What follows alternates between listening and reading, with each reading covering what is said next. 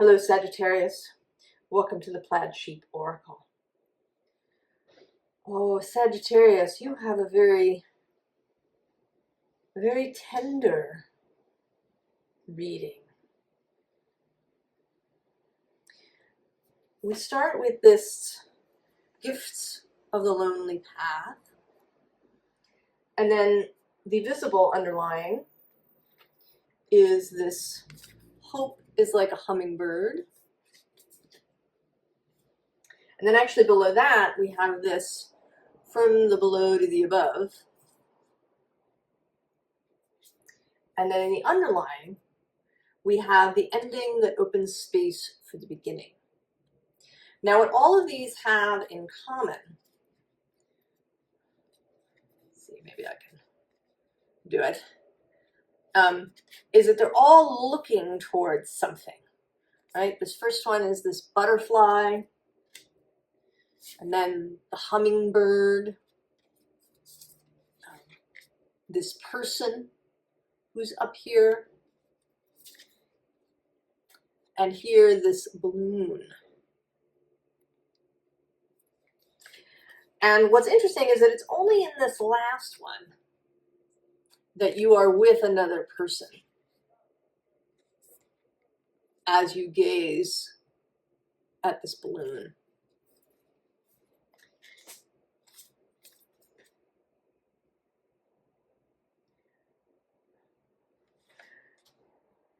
So the reading is about perfectionism, but not personal. So perfectionism comes kind of from two perspectives. One, there's a kind of personal perfectionism, which I associate with Virgo, where, and sometimes with the cardinal signs, there's I myself must be perfect. Everything I do must be perfect. And then there's the other kind, which I associate more with Sagittarius, and to some extent with Capricorn particularly, and possibly Cancer a little bit, which is that the other needs to be perfect.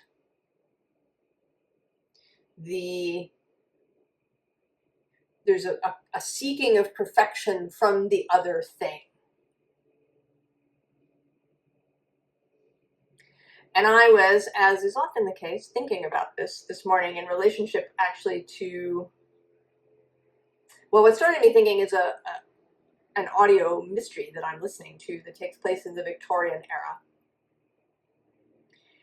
And there's a discussion, there's a crime is committed, it's very terrible, it causes a lot of unrest, and someone is quickly found and caught and hanged after a quick trial.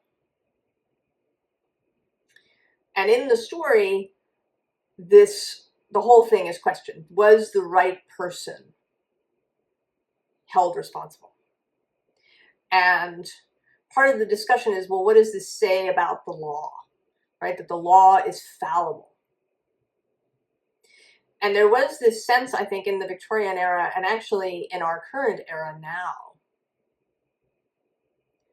where we seek perfection from the outside, right? If we have enough rules, if everybody follows them, if the law is perfect, if the words are perfect, then we'll be safe. We will have stability.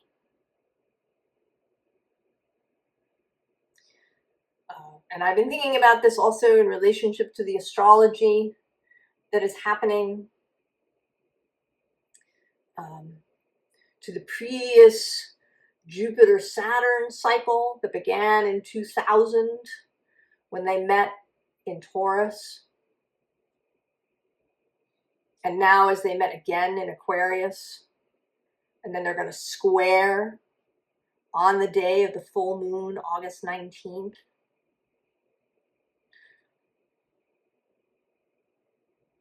That there is this craving, this yearning for stability through the perfection of the outer. And this is sort of what I'm experiencing here for you, is that you are seeking an ideal. You're looking outward, and this is something that I certainly associate with Sagittarius. So Sagittarius has this sense of the ideal, the single target that will be the everything. And if Sagittarius becomes, right, if the energy becomes unbalanced, if it tips too far in that direction, too far from its Gemini opposite, right, if it becomes blinkered and too narrow in its focus, right, if it craves this perfect ideal, then that becomes a difficulty. Kind of because there is no, right, there is no ideal, certainly where people are concerned.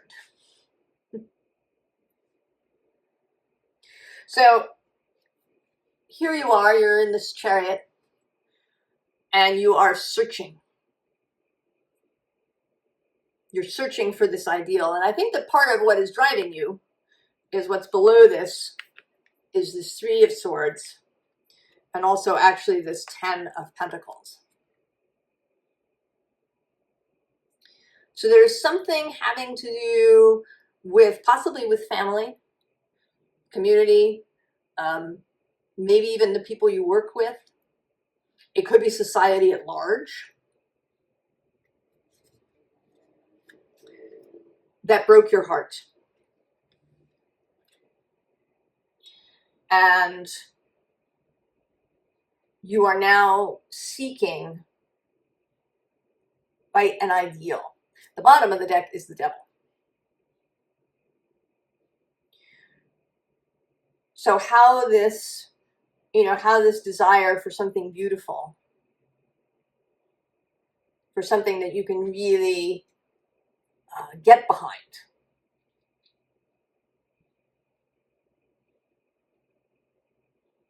can become distorted. And we see that certainly with religion. We begin to confuse the spirit of the faith with the structure that contains it, or with the people who are involved with it.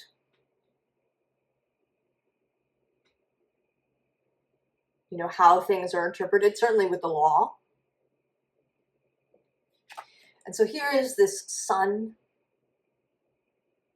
this ideal, this perfection that you're seeking, that you can then put your wand, Ace of Wands, and this Ace of Swords.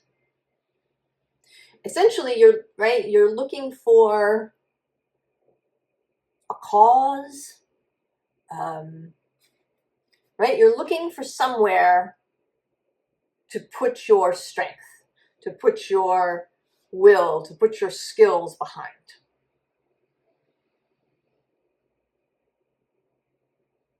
You're seeking, I think, a sense of stability. It might be with this from the below to the above.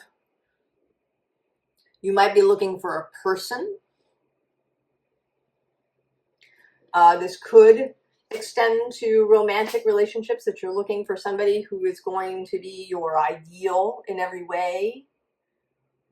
Someone who wouldn't possibly disappoint you. And, this might be operating kind of on a subconscious level. Because I don't know that we think about that consciously. I want somebody who will fulfill every need I have and will never make a mistake and be my ideal. You're probably not thinking that consciously.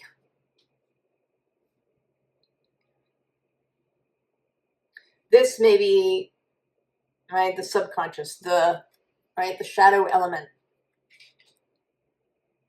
So that if you've been struggling in some way, if you've been, I don't know, if there's been something a myth, some sense of frustration that this, right, this search, right, because here then we have judgment, kind of, right, all the angels singing, right, the violins playing, everything perfectly in line.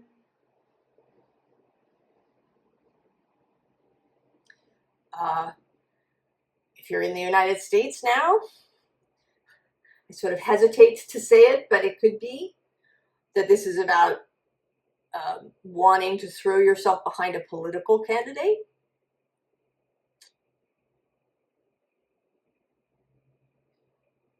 That they, right, you're looking for somebody where you agree with all of their points.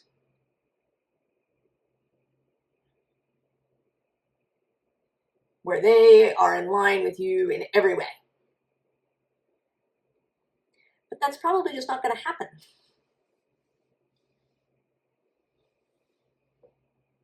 That there's going to be somewhere where they have a different opinion from you.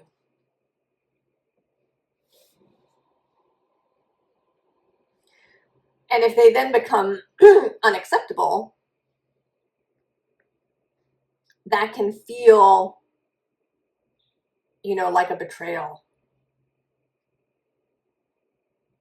It can feel really destabilizing.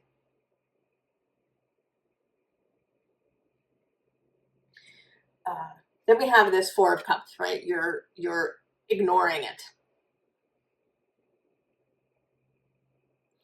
It's not right. Because previously, right, there was this Knight of Cups who brought you a cup, and it was a failure. It was not what you thought.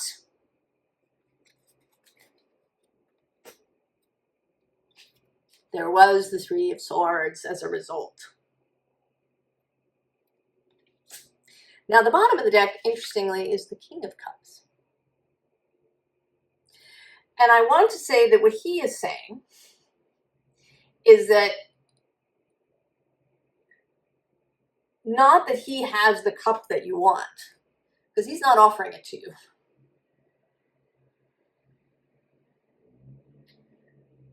But that you have, right, to have the maturity and self-confidence and internal stability to have your own cup,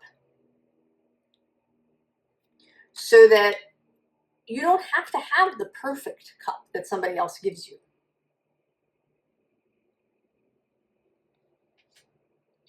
You are, right, you have the ability to, you know, evaluate cups as they come along, to know that there's probably going to be no cup that's absolutely perfect in every single way.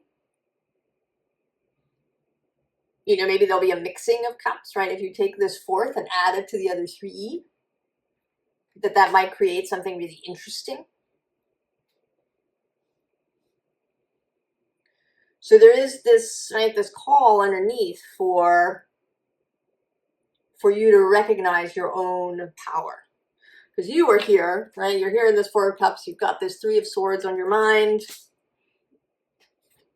And then when you dream, when you imagine, you have this ideal. And this may be a romantic ideal. That's certainly the best metaphor, the best example of this. This very personal thing where you felt like you found somebody that would understand you in every single way all the time, and was, you know, was just what you were waiting for, looking for, hoping for, and then they disappointed you in some way.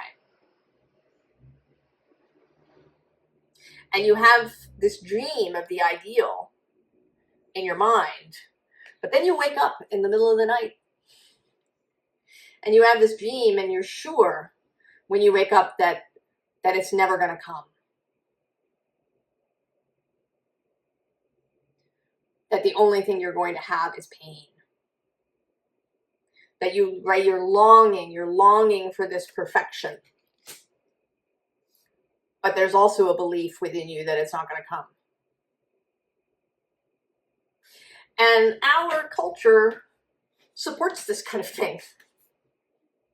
Like, how many songs are there about unrequited love? Movies, poetry, right? We create a whole kind of, right, romance about the unrequited love. The love that cannot be. Or the love that fails us. You know, and we have our hearts broken. So there's a lot of that, right? Culture, stories, songs, all of this supports this kind of thinking. And so we create more of it.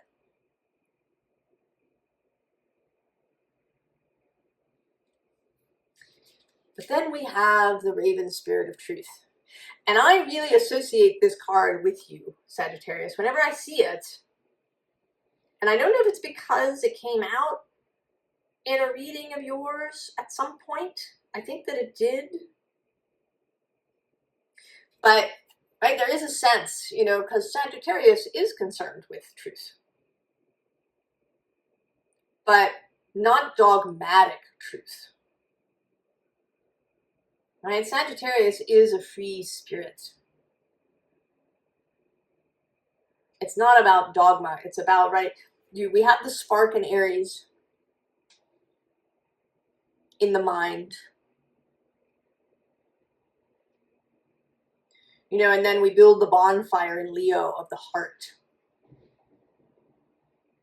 And then Sagittarius takes that torch and carries it out into the world. Right? The light of the heart to be shared with others. To be perhaps refined to some extent, maybe. But it is not a seeking after perfection. The heart does not seek perfection. The bottom of the deck is the air spirit of knowledge. And I think this is Gemini coming through as he does here, or as it does with the Lovers, which is Gemini's major arcana.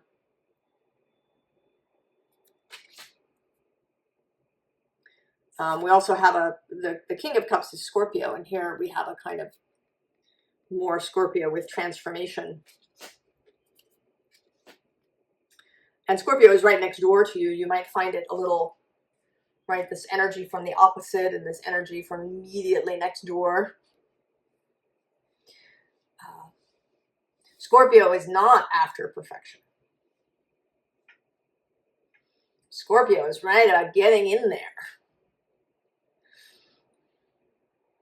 Right, looking at the truth, at everything that is there. Pluto is concerned with revelation.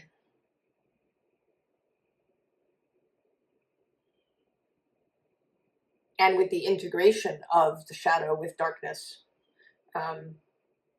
Knowing that sometimes it's in these dark and mucky spaces that new life begins.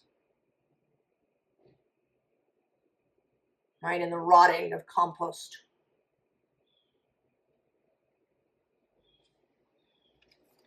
So we have healing.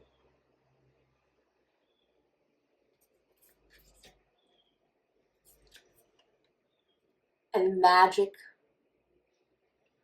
with this moonlight enchantment. So there may be something, Sagittarius, about this full moon. It is sextile. The moon will be sextile you from Aquarius. The full moon itself is square Uranus, almost exactly.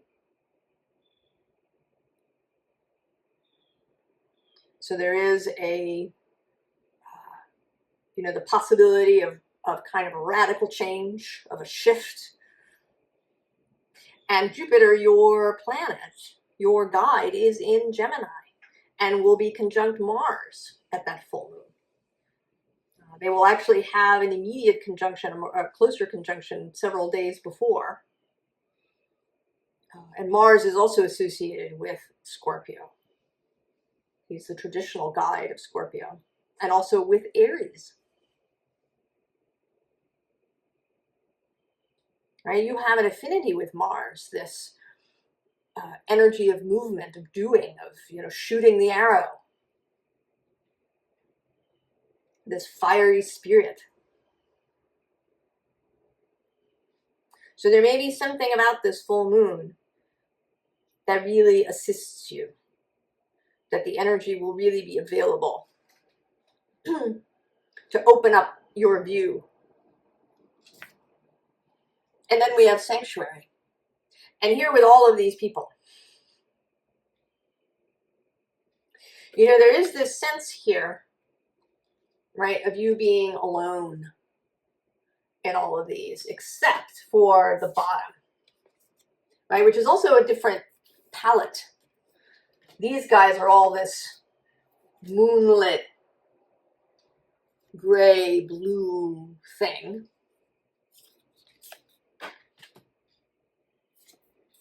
And then the bottom of the deck is this much more warm, earthy, right, this red fiery balloon. So not perfection, passion, love, excitement, fun, right? Balloons are a symbol of fun, of parties and celebrations. And that you are with another person.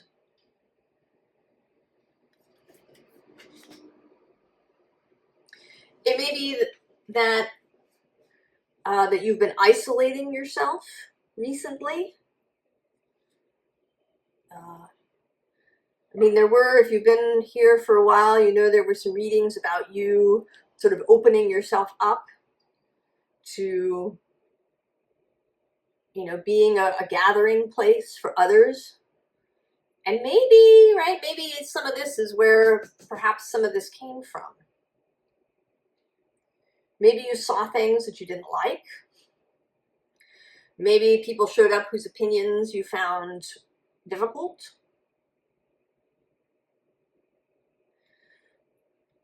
But, right, your sanctuary has other people in it. If you have been isolating yourself, that may be exacerbating some of this problem. Because you get kind of caught up in your own head.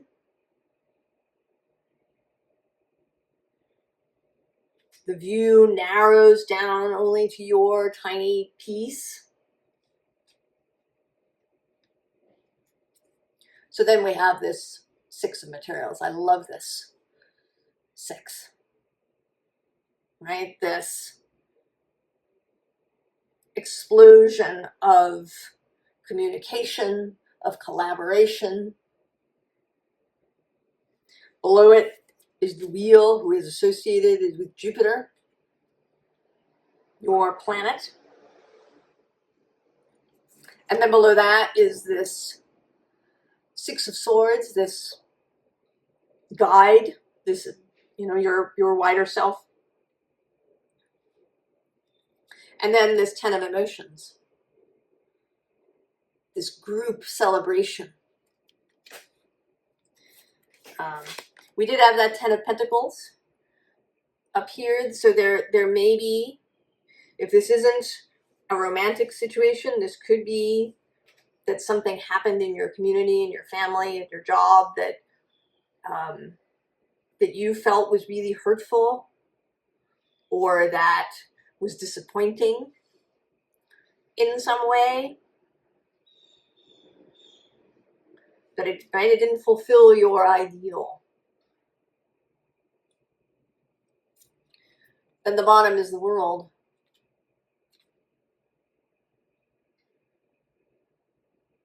A new idea, right here, sitting at the third eye for her. A new vision of the world, one that is more open, that includes the whole world, lots of different kinds of things, rather than a singular ideal. Then the Ace of Emotions, the Ace of Cups. Here, this always looks like a kind of relief to me, right? You've broken the surface of the water and taken a deep breath.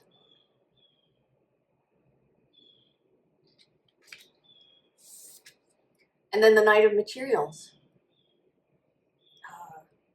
And a very fun sort of Knight of Materials. He's not plodding, he's kind of cantering through the field. He's covered in flowers. Right? This is a fun, earthy knight. And then the Fool. The new energy. The new direction, the ability to start again. And then the Magician. And the Magician is associated with Mercury, traditionally. And so therefore with Gemini and Virgo, who's kind of showing up, they're both showing up here. But also I think with other, I think the Magician has associations kind of across the board. I feel him associated, right, with those two, but also with the Taurus-Scorpio axis, right? The taking of compost and transforming it into something new, right? The use of all the elements. The Magician uses all the elements in creation. And he's willing to experiment. He's not a perfectionist. He's going to try all kinds of things. He will have love for all of his creations.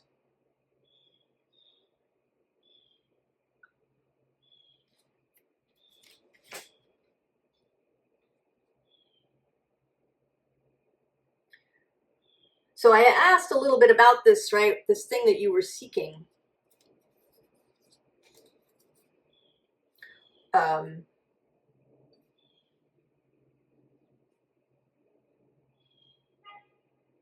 Right, what it, or actually,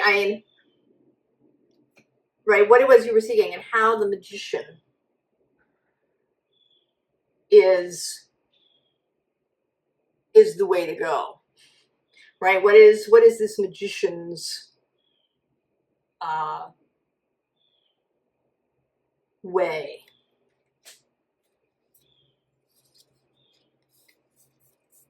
And so we have this Two of Pentacles, right? The juggling of things. And then we have Strength here as this mixed image. This person who's half one thing, half another, maybe, kind of caught between transformations. It could be she's somebody who spends part of her time as a lion and part of her time as a woman. And we've caught her here in that in-between space. So that strength lies in the in-between, in the ability to shift, to see things from different perspectives. And then this particular Hierophant, right? This is that laughter, that joy, right? That joy that you often see in people who've kind of caught on. I don't really want to use the word enlightened. I think it's got a lot of baggage. But for people who've kind of, right, who've seen the joke, who've come to a really comfortable place in their lives, people who can laugh at themselves as well as other things, people who are just filled with this kind of effervescence.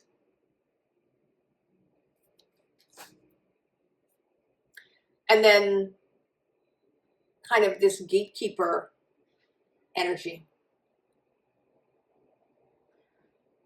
Willingness to cross through the gate into a different place.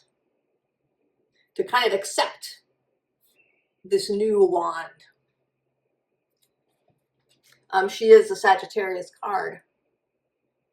The 8, 9, and 10 of Wands.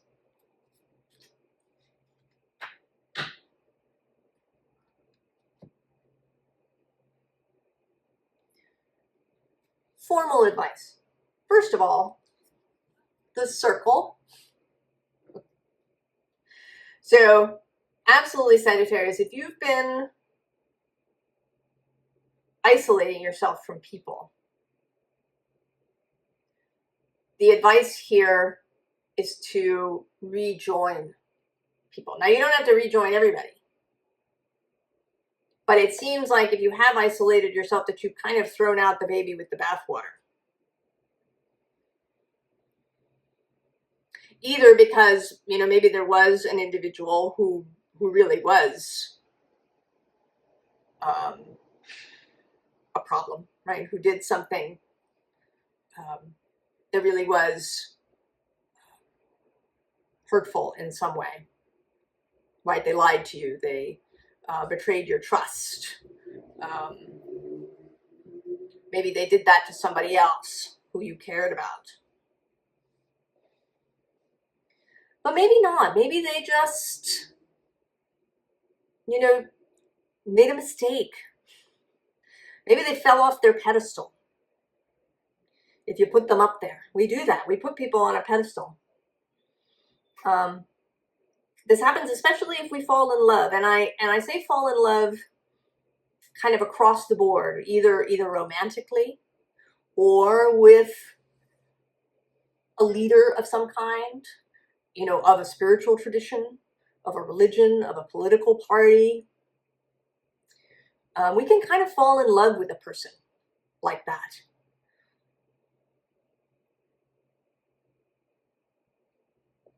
Or even in a work environment, a mentor,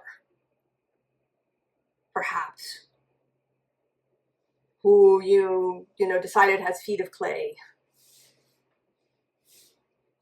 because they made a mistake or they weren't everything that you thought they were. Because we can, right? We can, you know, create an ideal. We can clothe people, you know, in pure garments.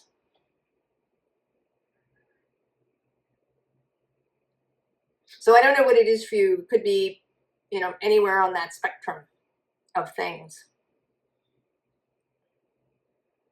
But don't give up everybody.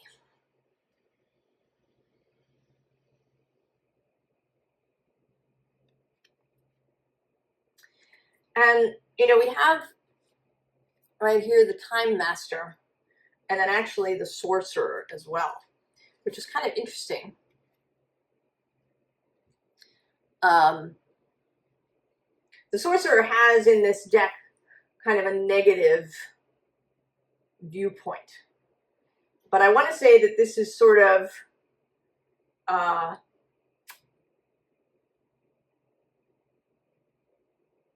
you know,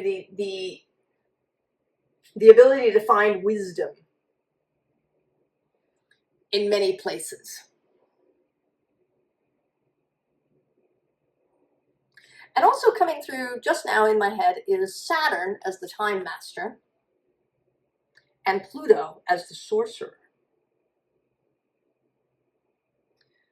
Pluto is in Aquarius, also sextiling your sign, will be sextiling your sign for 20 years once he's in there this fall.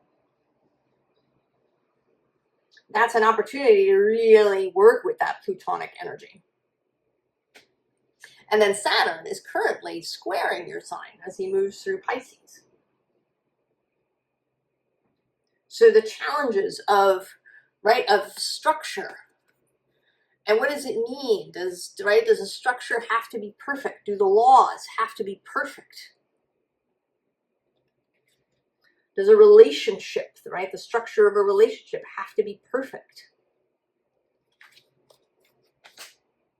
And then the bottom of the deck is the staff, the symbol of authority. That you don't need someone else's perfection in order to be safe and secure. In fact, it will never work.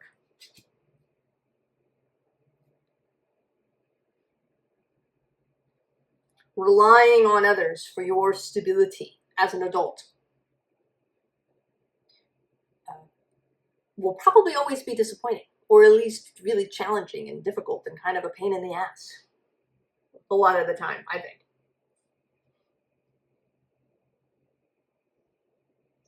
But we get used to it, right, as children. And our society also, I've talked about this, but kind of encourages us to rely on authority, to rely on a political figure to fix the system, to rely on a doctor to fix the body, right? Relying on a teacher to teach everything.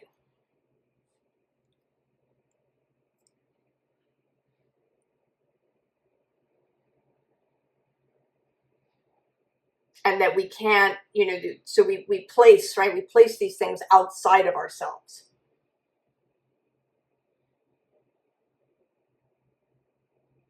We place the authority outside of ourselves. And then we have to take it back. Take back the talking stick, the staff. So then, interestingly, we have water. And this, I think, is flexibility. Right? Water remains water. It may run through a curve, it may run through pipes, it may do many different things, but it will remain water.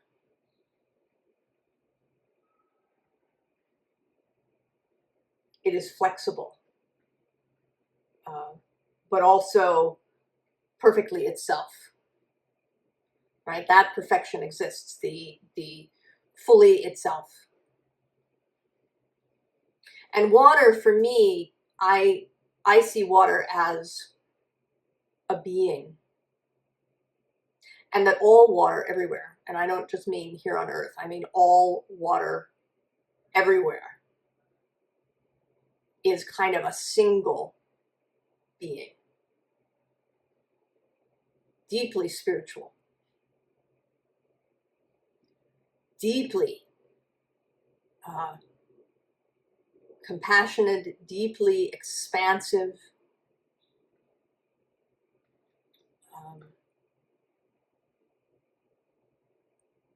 deeply interested in connection and communion, in experience.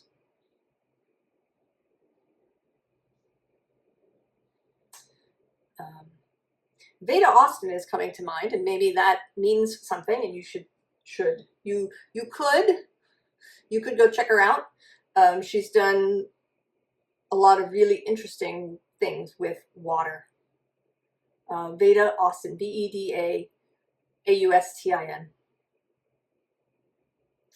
She has a couple of books. There's a bunch of podcasts. She has a website. And then we have the giveaway, yeah.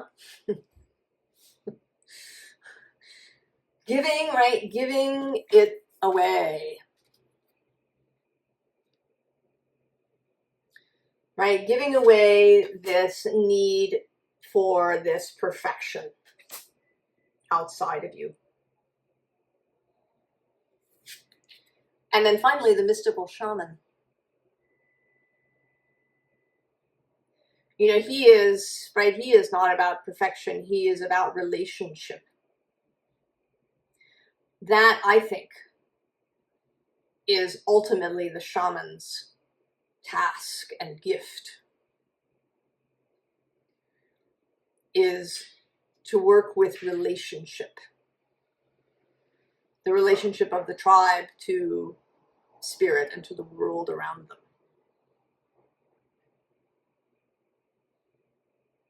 It's when we come out of relationship, out of alignment, that we have troubles.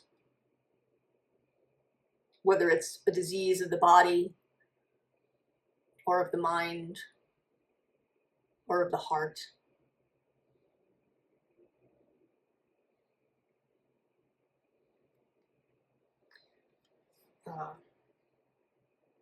There may also be, you know, possibly advice to maybe take a shamanic journey around this, or to go see a shaman if that is of interest. This kind of advice doesn't usually come through for me, but it's kind of coming through now. This notion of going and checking out some things, maybe Veda Austin, maybe a shaman. There's also another woman whose name is now escaping me, but when I find out what it is, I'll stick it in the description. Who's kind of niche, if we want to say, for communication and shamanic journeying is the microbial world. She was a microbiologist, and then moved on to communicate with bacteria and viruses and microbes and little, what she calls the smalls. I mean, right, there's something here about this circle, about expanding the circle. And with Jupiter and Gemini, that could absolutely be.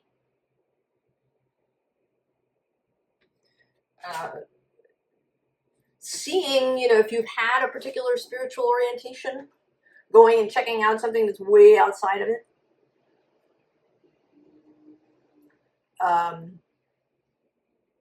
If you have any kind of belief around anything,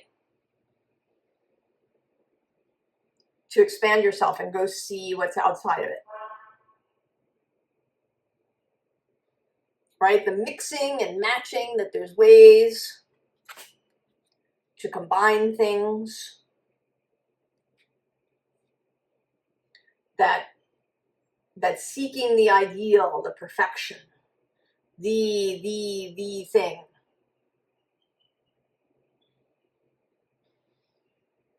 You know, maybe leaving you in this space.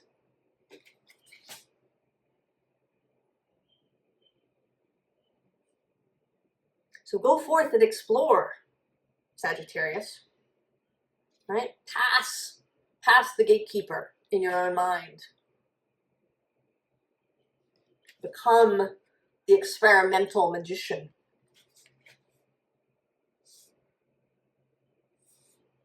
I wish you the very, very best, Sagittarius. I hope that you go and have fun. And that you feel really good in the doing of it. And I will see you next time. So long.